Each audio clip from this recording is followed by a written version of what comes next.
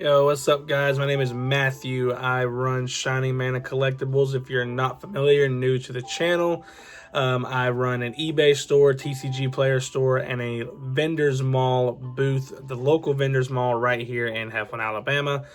I have been running that for about 3 months now, and I sell collectibles. I sell trading cards, Yu-Gi-Oh, Pokemon, some Magic here and there, figurines, pop vinyls, plushies, all that good stuff. There's anything that I particularly have an affinity for. As you can see in the corner right over here, we got some Pokemon slabs, we got some Pokemon plushies, and I got the Zelda Triforce tree topper right there. So I sell a lot of video games, a lot of cards, plushies, figures, and all that good stuff. So if you're new to the channel, I'm building this collectibles business into a legitimate income source that will eventually replace my full-time job. I work overnight. It's a grind, I'm going to be honest with you, doing that and then going and doing this. Definitely not the easiest thing in the world to do. So trying to build it up. 2025 has been a great year. I'll get into more updates on the business here in just a little bit. But 2025 has been a great year. 2026 is going to be huge for me. I think I'm going to really be locking in, and I'm going to see what I can do to really get this thing going and moving on along. So, yeah, so the first thing I want to show here is my personal collection update. I'm taking some inspiration from, if you're familiar with them, the Midweek Machamps. That's Jarchomp Collectibles and Oyama's Trading. They do a personal collection update, and they get into the business talk. I like doing it that way so we can remember why we're doing this, which is the joy of collecting things that we are into. It's not all about money. Money is important. I'm not going to sit here and say it's not, but it's not all about the money. It's about the collecting what you like, and the rest is business. So I want to get into it.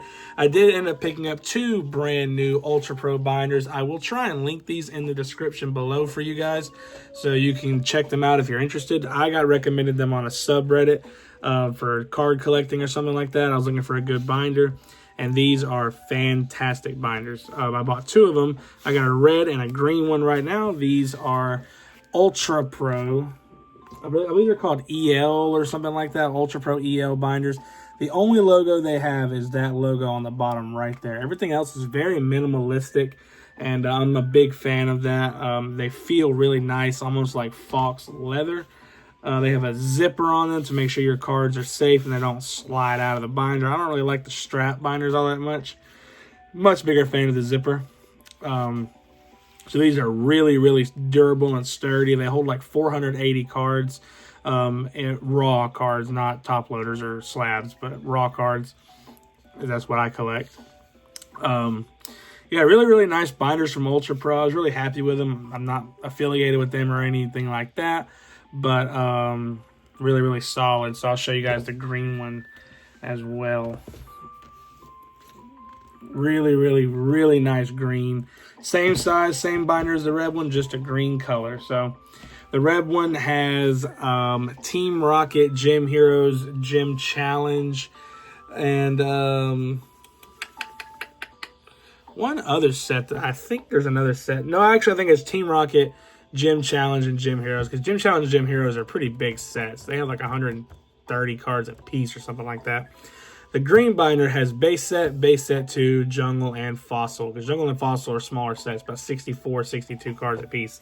So I got 4 sets in the green one, 3 in the red one, and I'm going to be getting a 3rd binder when I go to collect the Neo cards. But that's a way later on down the road goal. I know those cards are extremely expensive for those Shinings and, you know, Shining Zard, Shining Gyarados, and all that good stuff. So I will have them eventually. But for now, I'm trying to collect more of the more reasonable stuff, like the base set 2.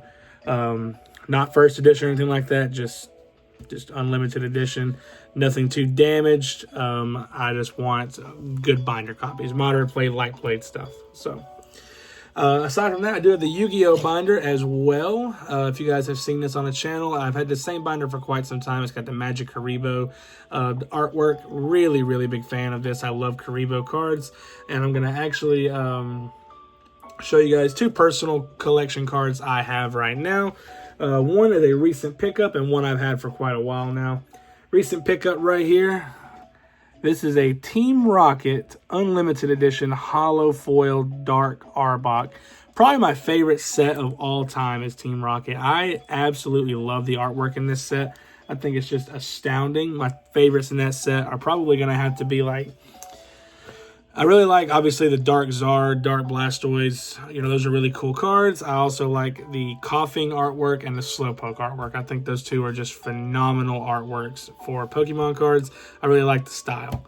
Team Rocket, absolute banger set. I probably will make that one of my first ones I try and complete, because it's pretty reasonable to complete it if you're not going for first eds, which I'm going for unlimited. So, Dark Arbok, again one more time, Hollow Foil Dark Arbok from Team Rocket, founded at a card shop in the mall local to me, and really happy with that. Added it to the master set.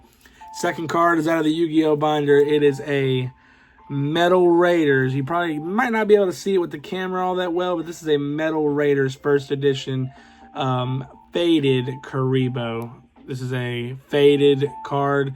The regular Karibo is a much darker brown. This is almost like yellow. I know it's probably pretty hard to see it in the camera light, but yeah, faded Karibo. This is a heavily played card. It's not minty at all, so I put it in the binder. I'm holding on to it. I love the faded Karibo. I'm a big fan of it. So, two personal cards for my collection for you right there.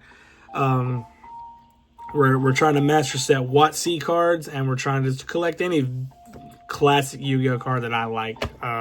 That's a pretty broad range, but we're going for all the Blue Eyes, all the Dark Magicians, all the Karibos, Summon Skulls, all the classic stuff. I love that stuff in Yu-Gi-Oh, so that's what we're going for.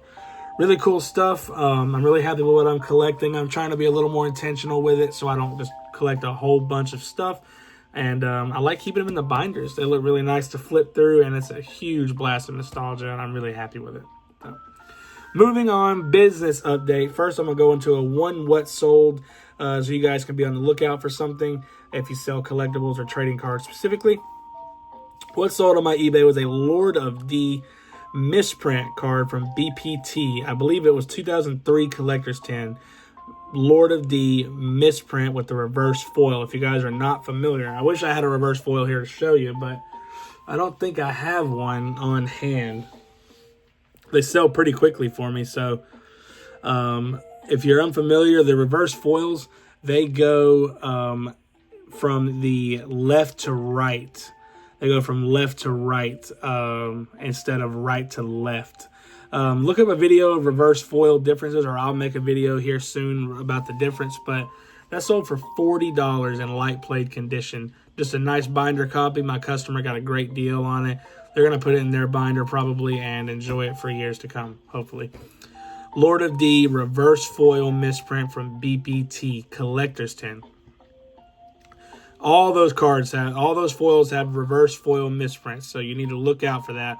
Because I had a Dark Magician reverse foil that sold for over $100, and the regular version is worth like 20. Well, BPT Dark Magician is not worth 20, but I sold that one for about $150, something like that. And the regular one's probably worth like 70 or so. So it's a pretty decent premium.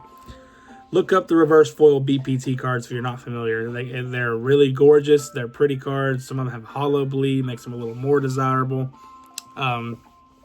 Definitely look into that if you don't already know what I'm talking about. And I'll try to make a video of it sometime as well, because I've gotten pretty good at looking for misprint Yu-Gi-Oh cards. So, excuse me. So the next thing I want to talk about is the slowdown for the holidays on collectibles. I know that everywhere seems to be business is booming for the holiday time. Doesn't seem to be the case with collectibles. I haven't talked, but I've heard a lot of my favorite YouTube collector vendors say that they've slowed down, not just in Pokemon, but like across the board. Most collectibles are self-bought items. They're not something that people shop for Christmas gifts because they don't know if they're actually going to like them. It's a lot of nuance to looking for them. So, you know, it's kind of hard to buy them for somebody for a gift. So most of that stuff is like self-bought items. It's not necessarily a Christmas gift. So my sales have slowed down at the booth and on eBay. I know it's going to pick back up after the New Year's over with. I'm looking forward to it. For now, we're just chilling and enjoying holidays with friends and family and running the business every day. And we're just going to keep on trucking with it. That's the name of the game. And when New Year's hits, we're going to hit the ground running. We're not going to slow down a bit. So next thing I want to talk to you guys about is I do have a card show coming up in January, on January the 3rd. I end up taking time off of work to go to this card show. It's a local card show in Alabama. It's about an hour drive for me. So me and my fiance, Summer, are going to be heading up there. Going to try and sling some collectibles, mostly Yu-Gi-Oh! Got some Pokemon. I'm going to have some Pops. I'm going to have some plushies. Maybe some video games. Not quite sure on that yet, but there's some really good stuff. We're going to see how I do. Might be a huge flop and I lose my $50 deposit for the table. And that'd be all right with that. I just want it to be a learning experience. But hopefully we can make some money. Maybe break even I would accept a break even as a pretty decent win on that. So card show coming up. Can't wait for that. I'm going to get into vending at a card show for my very first time. So really excited for that. Next thing I want to talk about, last thing in the video, is a milestone in my business, in my collectibles business.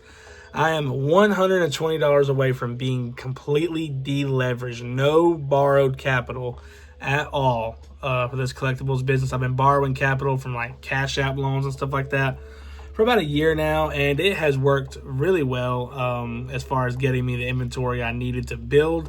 I was able to buy inventory because I knew the market in Yu-Gi-Oh!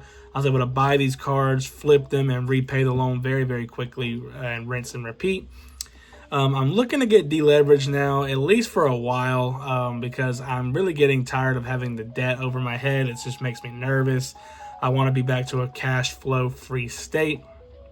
So I'm about to be deleveraged, $120 left on that. So really big milestone for me. I'm really happy with that. We're going to be deleveraged and not going to have any debt, so I can have a free cash flow.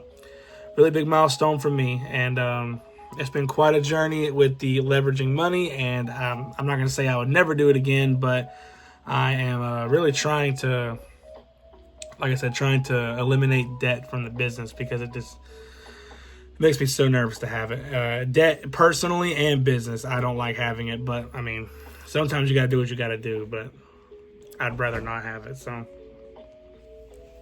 but that's really about it as far as business updates go. Deleveraging card show coming up. It's been slow down for the holidays at Booth and eBay and TCG Player, and just haven't really sold a whole lot, but we're selling enough to get going. So gonna hit the ground running on January the 1st. New Year comes in, we're gonna not slow down a bit. So if you're looking to see me build this collectibles business into something legitimate, just give me a follow right here, and I'm at it every single day, and we're going to keep on trying to do our best to really turn this into something legitimate. And it's going to take some time, but we're here for it, and that's about all I got. I'll make a new one soon, update some eBay sales, boost sales, stuff like that. And yeah, 2026 is going to be a huge year, so let's make it happen. That's about all I got. Peace.